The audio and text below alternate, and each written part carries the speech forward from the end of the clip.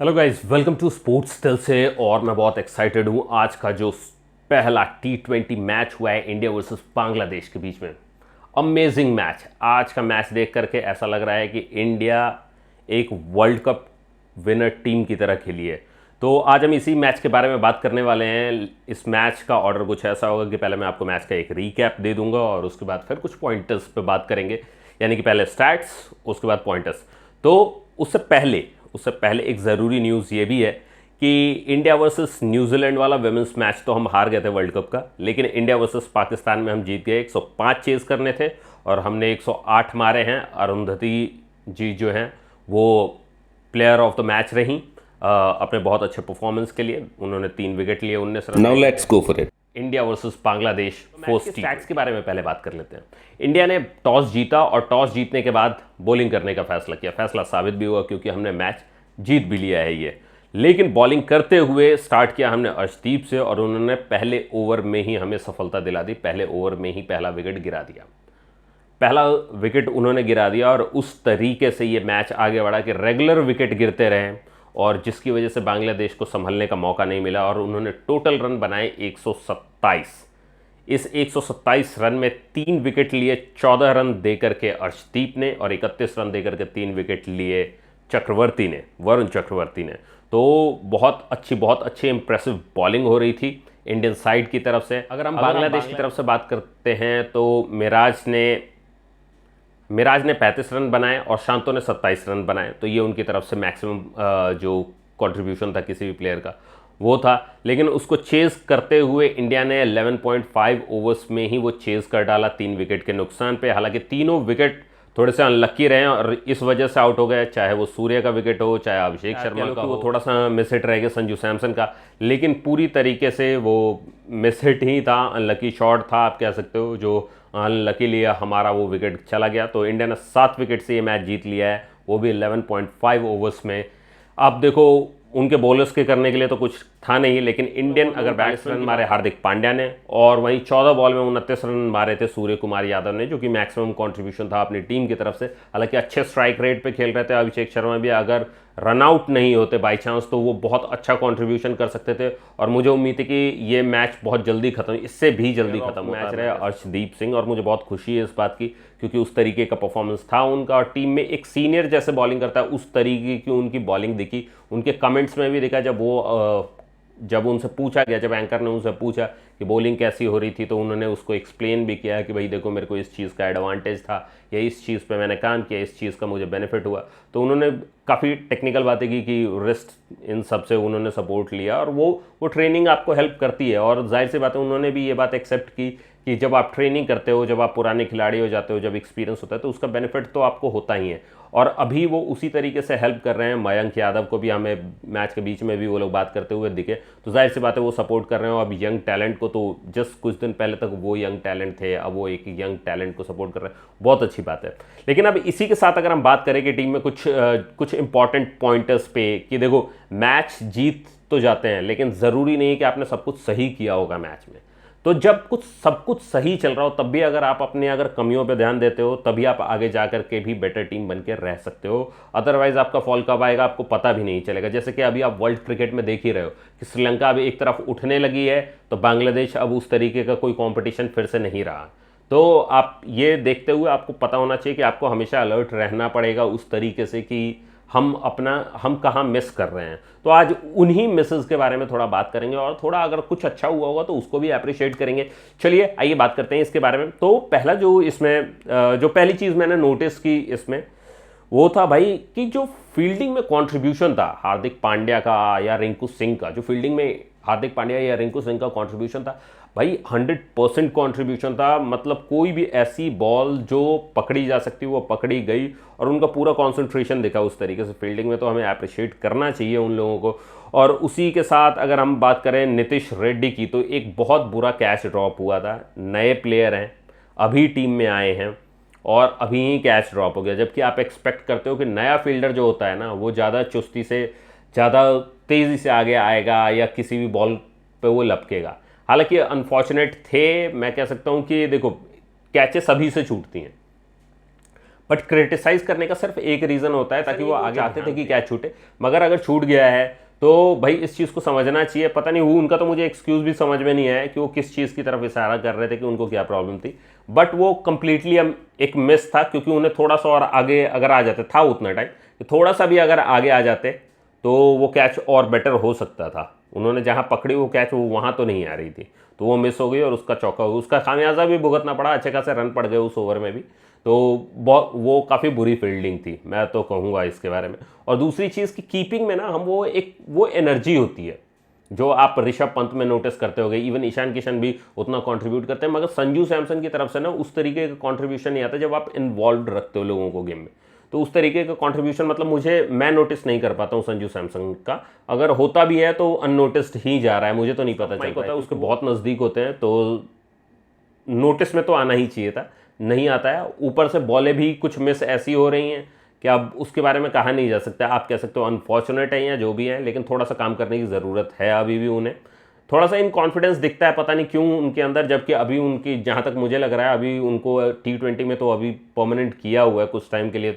तो आप कह सकते हो एक छोटे पीरियड के लिए तो वो हैं अभी काफ़ी टाइम से, तो वो कॉन्फिडेंस आना चाहिए था, पता नहीं क्यों नहीं आ रहा है, समझ में नहीं आया मेरे को। तो इस पे उन्हें काम करने की ज़रूरत है। नीतीश रेड्डी की बॉलिंग की, नीतीश रेड्डी एज ऑलराउंडर बहुत बहुत अच्छा प्लेयर है, लेकिन आज जिस तरीके की उनकी बॉलिंग हो रही थी ना, वो साफ लग रहा था कि वो पिटने वाली ही बॉलिंग है। देन मेरा ये क्वेश्चन भी है टीम से कि अगर आपके पास 5 बॉलर हैं, तो आपको नीतीश रेड्डी पर रिलाई क्यों करना है? एक्सपेरिमेंट के लिए आप एक आध ओवर उन्हें देते हो, वो समझ में आता है, लेकिन आप उन पर रिलाई तो नहीं कर सकते हो। तो आप ऐसी जगह उन्हें बॉल दे रहे हो, एक क्रूशियल पॉइंट पे दे रहे हो कि वहाँ पे रन पड़ सकते हैं, तो आपने उन्हें वहाँ पर दिया। बजाय इसके आप अगर उनको एक एक्सपीरियंस ही देना है मैच का, तो उस एंड पे दो जहाँ बॉलर्स आ रहे हैं, जहाँ उस तरीके के रन नहीं पड़ने वाले, वहाँ पर उनको बॉल पकड़ाओ, तो आप एक एक्सपीरियंस देने वाली बात कर सकते हो। बट एज अ बैट्समैन वो बहुत इफेक्टिव दिखे, कुछ शॉट्स भी उन्होंने उस तरीके के लगाए। तो मैं कहूँगा एज ऑलराउंडर बहुत अच्छा। और अच्छी बात है कि जब हार्दिक पांड्या हैं टीम में तो वो उनको कोच कर सकते हैं, उनको मेंटोर कर सकते हैं, तो उस टाइम पे हैं। तो सीरियसली ये बहुत अच्छा कॉम्बिनेशन रहता है कि आपके पास एक सीनियर प्लेयर हो जो आपको गाइड कर सकता हो कई चीज़ों में। और हार्दिक पांड्या वर्ल्ड क्लास के ऑलराउंडर हैं, जाहिर सी बात है। मैं तो चाहूँगा कि ऐसे ऑलराउंडर जब टीम में आते हैं तो वो हार्दिक पांड्या से मिले, जो कि उन्हें बहुत कुछ सिखा सकते हैं। और मुझे लगता है कि ये ज़रूरी है टीम के लिए। तो ये उसी तरीके की बात है कि मतलब आप ज़बरदस्ती एक प्लेयर को ना आगे कर रहे हो, उसको रन देने दे रहे हो, या आप कह लो कि वो कैलकुलेशन आपकी सही नहीं थी। हालांकि आज मैच में जितने भी बॉलिंग चेंजेस के डिसीजन थे सूर्य कुमार यादव की तरफ से, वो बहुत अच्छे डिसीजन थे, सबके साथ विकेट मिला। एक नीतीश रेड्डी वाला डिसीजन थोड़ा सा अनलकी रहा आप कह लो, या आप कह लो कि वो नहीं करना चाहिए था। मेरे ख्याल में वो एक्सपेरिमेंट बनता नहीं था, लेकिन फिर भी उन्होंने किया। It's okay. आप एज कैप्टन, वो भी नए हैं तो कुछ सीखेंगे ही वो इससे। तो मैं तो कहूँगा, मैं जस्ट पॉइंट आउट कर रहा हूँ कि भाई मुझे नहीं लगता कि वहाँ पर देनी चाहिए थी। उस स्पीड पे, जिस लेंथ पे वो बॉल डाल रहे थे, वो पिटनी ही थी, और वो उस तरीके से पिटी भी है। तो मेरे ख्याल में इकलौते बॉलर जो पिट रहे थे अपनी टीम से, मयंक यादव। उफ, इस बंदे का मेरे ख्याल में, मैंने और दूसरी तरफ जहीर खान ने भी वेट किया है कि टीम में कब आएगा ये बंदा। और मैंने आप लोगों को एक बात भी कही थी कि एनसीए कई बार प्लेयर्स को खराब कर देता है। तो मैं ये तो नहीं कहूँगा कि आज प्रॉपरली मुझे खराब दिखा, उस तरीके का परफॉर्मेंस नहीं दिखा। मैं प्रॉपरली ये नहीं कहूँगा, क्योंकि अभी भी वो 49 तो हिट कर रहे हैं, 149.9 तक उनकी आज की फास्टेस्ट स्पीड थी। मगर जिस तरीके से रेगुलरली वो 150 मार्क क्रॉस कर रहे थे ना, वो चीज़ अभी नहीं दिख रही है मुझे। गॉड फॉरबिड कि ऐसा नहीं होना चाहिए कि उस रास्ते से भटक जाएं वो, लेकिन मैं कहूँगा कि एनसीए ने आधा काम कर दिया है, स्पीड 10 पॉइंट पीछे लेके चले गए। मेरे ख्याल में थोड़ा और काम करेंगे तो इनको भी 137 पे ला सकता है एनसीए। तो अब मैं एनसीए को दोष दे रहा हूँ, ये सही है या नहीं मैं तो नहीं कहूँगा, बट मेरे एक्सपीरियंस में तो यही रहा है कि एनसीए जाने के बाद आप प्लेयर का माइंडसेट पता नहीं क्या करते हो, उसे किस तरीके से प्रिपेयर करते हो कि उसकी स्पीड अपने आप कम हो जाती है। आपको अच्छी चीज़ों को कंट्रोल नहीं करना होता है, सिर्फ जो खराब चीज़ें चल रही हैं उनको कंट्रोल करना होता है। आपको इंजरीज पे वर्क करना होता है, या उस तरीके की गाइडेंस दो कि उनको वो इंजरीज फ्यूचर में ना हो, वो भी ये देखते हुए कि उनकी स्पीड इससे इम्पैक्ट ना करे। अगर आप ये देख रहे हो, अगर आप ये देखने वाले हो कि भाई 147, 49, अगर इतना ही डालने वाले आपको बॉलर चाहिए तो ऐसे बॉलर बहुत है, लेकिन हम लोग मयंक यादव को अप्रिशिएट ही इसलिए कर रहे थे कि एक तो वो लाइन सही पकड़ते हैं और उसके बाद उनकी स्पीड भी अच्छी थी। अगर आप ये दोनों चीज़ निकाल दोगे तो फिर मयंक यादव को फिर टीम में लाने का फ़ायदा ही क्या हुआ। तो खैर अभी तो ये बहुत अर्ली होगा ये कहना कि भाई उनकी स्पीड खत्म कर दिया ये, क्योंकि अभी आगे और भी मैचेस हैं, हो सकता है आगे वो इंप्रूव हो जाए। कई बार पिच की भी बात होती है कि पिच स्लो होती है तो उस तरीके से नहीं आ पाती स्पीड, बट अगर 149.9 आ रही है इस पिच पे स्पीड तो मुझे नहीं लगता कि ये कोई प्रॉब्लम है। खैर जो भी है, लेकिन एट द एंड आप अगर मैच में बात करो तो जो वर्ल्ड कप विनर टीम के बंदे हैं ना, वो वाकई में वर्ल्ड कप विनर टीम के बंदे हैं। अर्शदीप उतना ही इफेक्टिव था, सूर्या उतना ही इफेक्टिव था, उसी तरीके से हार्दिक पांड्या तो सच में कसम से पूरे मैच में अगर किसी बंदे का स्वैगर दिखा है तो वो है हार्दिक पांड्या का। दुनिया कुछ भी कह रही है भाई, this person has grown up a lot. पिछले साल या उससे पिछले साल को मिला दिए, अगर लास्ट 2-3 साल देखें तो उस बीच में जो भी इस बंदे के साथ हुआ है ना, उसने मदद की है इसकी ग्रो करने में। कि भाई अब इसको कोई फर्क नहीं पड़ता है दुनिया क्या कहती है, ये अपने गेम पे ध्यान देता है। इसको पता है कि जब तक अच्छा खेलेगा दुनिया कुछ नहीं कह पाएगी, और वही हो रहा है अभी। सबने इसको इतना क्रिटिसाइज किया कि मुंबई की कैप्टेंसी ले ली, रोहित को धोखा दे दिया, ये कर दिया वो कर दिया। देखो अंदर की बात हम सबको नहीं पता है, ठीक है। रोहित के साथ अगर कुछ गलत हुआ है तो वो मुंबई इंडियंस की मैनेजमेंट ने किया है, और दैट इज टू कि आप ये कह लो कि कैप्टेंसी हार्दिक को देने से पहले रोहित से बात करनी चाहिए थी। क्योंकि लीग्स में अगर आप फुटबॉल में ये देखो, यूएफए ये सब देखो, आपको चेंज कर सकते हैं कभी भी भाई, कभी भी कोई भी निकाल दिया जाता है। जब मेसी को बार्सिलोना में पूरी ज़िंदगी उसने बार्सिलोना में बिताई थी, और उसके बाद जब उसको रिटेन नहीं किया गया तो आप किसी चीज़ की गारंटी नहीं ले सकते हो। रोनाल्डो रियल मैड्रिड में रिटेन नहीं हुआ तो आप किसी चीज़ की गारंटी नहीं ले सकते हो ना। लेकिन उसके बावजूद इतना मैं भी मानता हूं कि हाँ, मैनेजमेंट का जो कम्युनिकेशन है ना, मतलब इतनी बड़ी टीम होने के बाद भी उनका कम्युनिकेशन बहुत वर्स्ट है, क्योंकि एटलीस्ट इन्फॉर्म करना चाहिए था। लेकिन उसका ठीकरा आप सारा हार्दिक के सर पे फोड़ दो, वो चीज़ मुझे बहुत गलत लगी। वो प्लेयर्स की तरफ से भी गलत थी। हालांकि हार्दिक का भी मैं ये तो कहूँगा कि भाई जिस तरीके से रोहित शर्मा को बाउंड्री पे फील्डिंग करवा रहे थे, देखो एज अ कैप्टन ये चीज़ गलत नहीं है, बट वो किसी को भी वो ना जस्टिफाइड नहीं लगता। वो कोई भी यही देखता कि रोहित शर्मा को ना बीच के फील्ड में ही कहीं यूज़ करें, बट ठीक है, this gave Rohit a wake up call as well. तो मैं जस्ट ये कहूँगा कि भाई गेम को गेम की तरह हमें देखना चाहिए, और थोड़ा सा क्रिटिकल होने से पहले ना, मैं बहुत क्रिटिसाइज करता हूँ लोगों को, बट आपको वो फेयर एडवांटेज भी देना पड़ेगा कि यार ज़रूरी नहीं कि वही बंदा गलत हो, आपको सब कुछ नहीं पता है कि अंदर क्या चल रहा है। जिसका नुकसान भी हुआ है मुंबई को इसका काफ़ी नुकसान हुआ है, और आगे और भी होगा। अभी तो वो रिटेन करने वाला रूल भी आ गया है कि आप इतने प्लेयर रिटेन कर सकते हो, तो अभी उस रूल से भी बहुत धमाल होने वाला है इस आईपीएल में। देखो अभी क्या क्या होने वाला है इसमें तो बहुत मजा। जो 6 था ना भाई, पलट के देखना छोड़ो, उसने तो सीधे बल्ला लगाया और उसके बाद तैयार हो गया कि गई अब ये बाउंड्री ही है। तो आज की टीम में ना, मतलब अब विराट कोहली का एग्रेशन थोड़ा कम हो गया है, लेकिन उसके अलावा जो कुछ बंदे जिनका स्वैग अभी तक बाकी है ना, उनमें से एक हार्दिक पांड्या है, और मैं कहूँगा कि ये एटीट्यूड होना चाहिए पूरी टीम में।